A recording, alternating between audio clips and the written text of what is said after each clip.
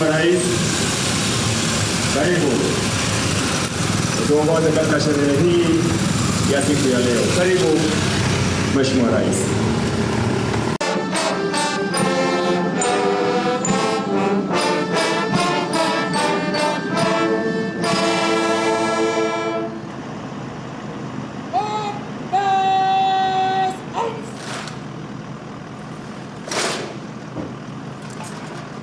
Mkuu wa gwaride kuja mbele ya Mheshimiwa Rais kumwomba idhini ili apate kuikagua gwaride.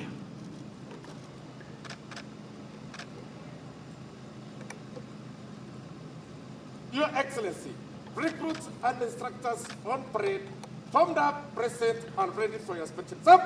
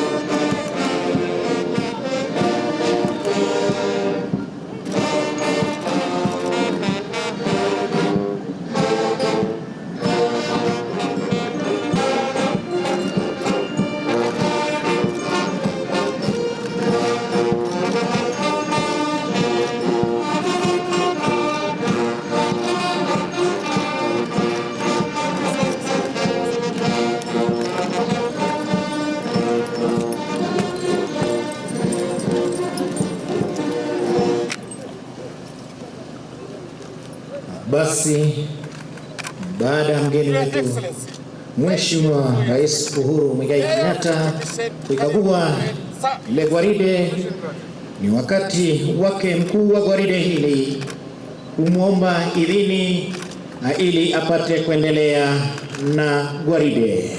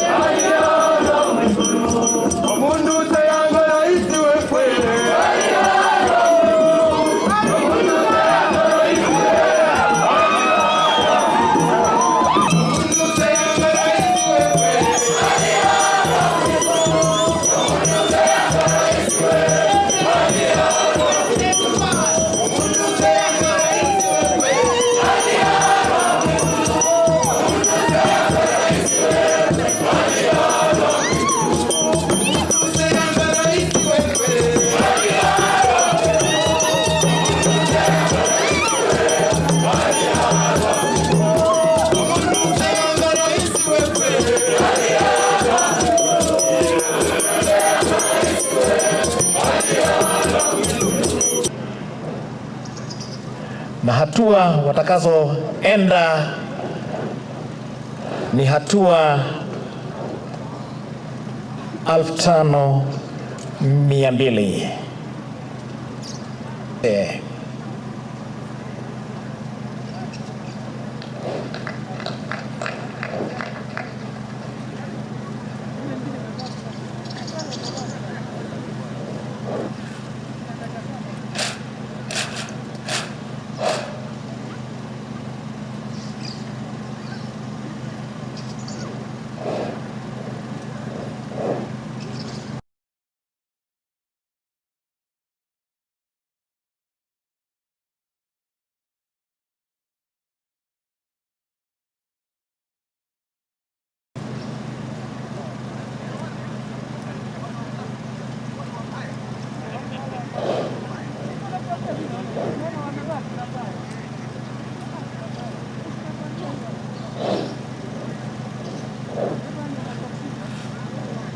Mchezo huu unajulikana kama crossing.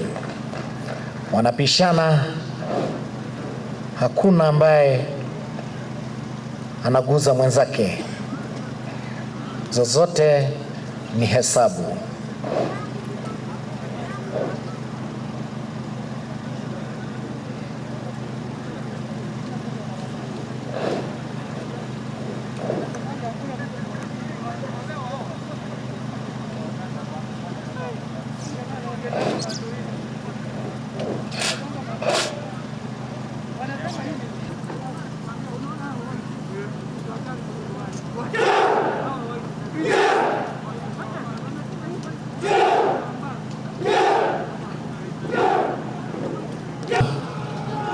Na kugonga zile vionzi.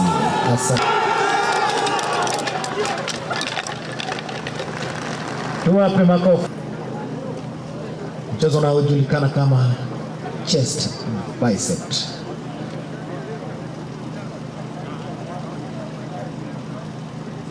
Bicep tricep.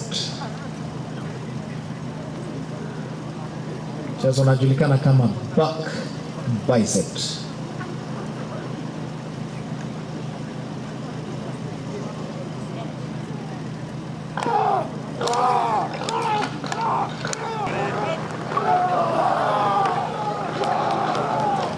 Tuwape makofi tafadhali. Asanteni sana.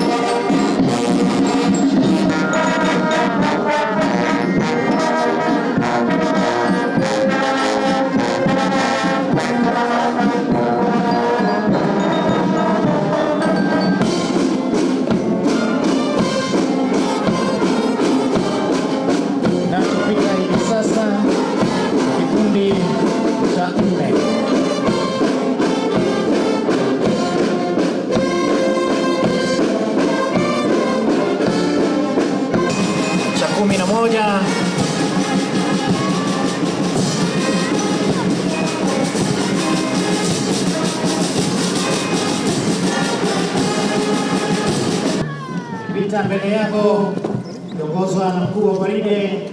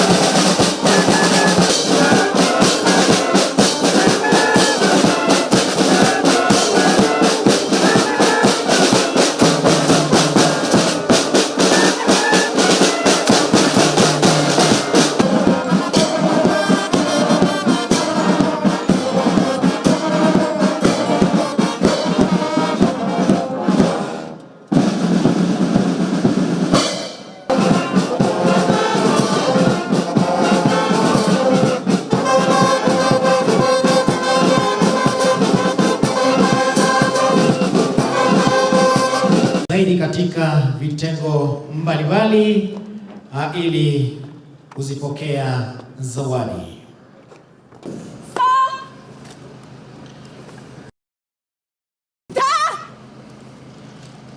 The best recruit in academics men, service number 200636, Bernard Kiplangat Bench. The best recruit in sports men. The best recruit in Passport number 200-703-4092, Inspector Joyce Ogango.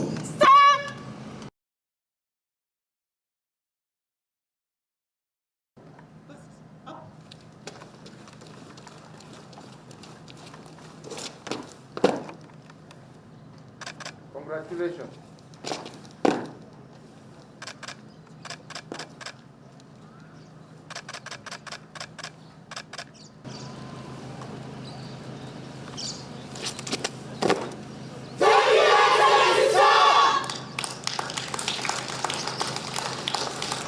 Asante sana. Baada ya kupokea zile zawadi, the training offered here in Gilgil and the subsequent engagement of these young men and women in nation-building activities sets them apart from their peers by instilling in them the values of discipline, diligence, patriotism, and nationhood. This is the unique selling point of our youth that guarantees that the job market, dependable workforce. Enlistment of our servicemen and women into the disciplined services will therefore enhance these values in those services. Besides, those that graduate with trade in different skills areas have proved to be a cut above the rest as attested by their employers. Your Excellency, sir, I want to thank you most sincerely for the continued support to the service and the love you have showed to the youth of this country by championing their training and job placement. Your Excellency, your presence with us today demonstrates your continued determination to ensure that the youth access quality training and discipline for the labor market and to support national development. Your Excellency, sir, I wish to thank National Youth Service Council, management, and the staff for strengthening National Youth Service governance to deliver on the expanded mandate. The performance of the Council and the management has demonstrated high standards of professionalism, patriotism, and high standards of ethical practices. And the Excellency, that's why for almost the fourth year, we have not witnessed any unethical issues in the institution. Your Excellency, sir, National Youth Service has made notable development contribution spread across the national and beyond. The contribution in manufacturing, food security, and housing, to name a few, target providing timely solutions to national development challenges. One of the issues that we have pondered over is how we can prepare every Kenyan youth for their personal destiny. The interventions that we have put in place include fostering greater access to technical and vocational education, creating a framework through which our youth would have greater access to government procurement opportunities, creation and expansion of youth affirmative action funds, such as the Youth Fund, the UWEZO Fund, as well as the expansion of this NYS program. And undoubtedly, the NYS program has been a tremendous success. And for that reason, despite the disruptions caused by COVID-19, we have remained resolute on empowering our youth through the NYS, which has seen an additional 14,779 young people admitted into the NYS this calendar year. Indeed, through the NYS training programs, we now have a critical mass of employable youth with a reputation for discipline, diligence, excellence, and hard work. This sterling reputation has stood the test of time, and I therefore urge you, the class graduating today, to maintain these high standards as you move on to the next phase of your service to Kenya. Since independence, the National Youth Service has been instrumental in our national development. Recognizing this enormous contribution, we have placed the NYS at the center of the implementation of various key Government of Kenya projects. For example, the service recently entered into a partnership with the Kenya Power and Lighting Company, by which NYS participated in a countrywide exercise to improve KPLC's efficiency in delivering electricity to all corners of Kenya. NYS assisted KPLC by ensuring that the company has an up-to-date data set of all its physical assets, including all prepaid and postpaid meters. In other areas, especially of national security, we have seen the NYS involved in the digitization of data at the Lands Department. We have seen the NYS involved in the National Addressing System, and the NYS has also been enlisted at the Integrated Communications Command and Control Center, IC3, to respond to telephone calls and other electronic communications from members of the public. This is in addition to NYS's role in augmenting the work of the police in crowd control duties during significant local as well as international functions. The service has remained a dependable entity in emergency response and disaster management. Ladies and gentlemen, these are just but a few examples of how the NYS has become an even more critical player in our development spectrum, and the class graduating today can expect to similarly be called upon to contribute to a variety of development areas, particularly within the Big Four agenda. When we conceptualized the Big Four agenda, we were determined to direct our resources and efforts to those issues and projects with the greatest impact on the well-being of our people. To succeed, we all need to rethink our approach to the social economic development of our country. NYS has become a critical player and also an enabler of the Big Four agenda across the four pillars, but particularly in food security and manufacturing. Today, we are glad to note that the Textile and Garment Technology Institute has been modernized through the acquisition of new machines and equipment to enhance efficiency and quality. This has expanded the production capacity of the factory 20-fold, from 100 pieces a day in 2013 to 2,205 pieces per day today.